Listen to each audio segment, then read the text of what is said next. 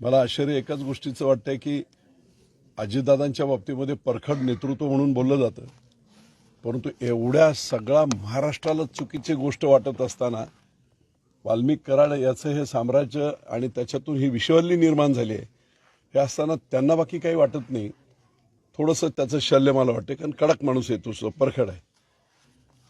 परखडपणे त्यांनी निर्णय घेतले पाहिजेत आणि संपूर्णच राज्यकर्त्यांच्या विरोधात कुठेही अविश्वास होणार नाही असं वागलं पाहिजे, असं माझं प्रांजळ मत आहे. ते करतील ते मला वाटतं.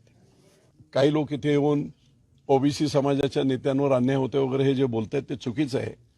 इथे संतोष देशमुखची झालेली हत्या आणि त्या हत्यारांना फासावर लटकवणे, डायरेक्ट इनडायरेक्ट सगळ्या जेवढ्या यंत्रणा आहेत, इंटेलिजन्सच्या आहेत, फॉरेन्सिकच्या आहेत, या सगळ्या करत हे गुंफत आज वाल्मिक कराडावर फक्त खंडणीचा गुन्हा आहे, पण या खंडणीच्या गुन्ह्याच्या पाठीमागचं सगळं षडयंत्र आणि त्याच्यातून पुढे झालेला हा मर्डर आहे हे वास्तव आहे ना.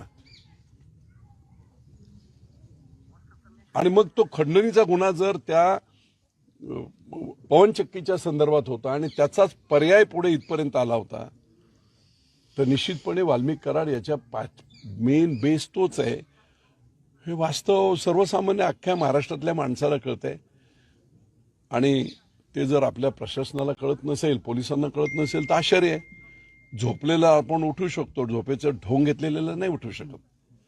आणि म्हणून मी एकनाथराव शिंदे यांना देखील ब्रीफ करणार आहे. सगळं वाईट अवस्था आहे, याच्यावर कठोरातली कठोर कारवाई करून डायरेक्ट इनडायरेक्ट जे इन्व्हॉल्व आहेत, काही कल्प्रिट आहेत जे आता जेलमध्ये आहेत, काही आत आहेत, पण यांना साथ देणारे आणखी बरीच मोठी यंत्रणा खाली आहे, ती सगळी यंत्रणा ठेचून काढली पाहिजे.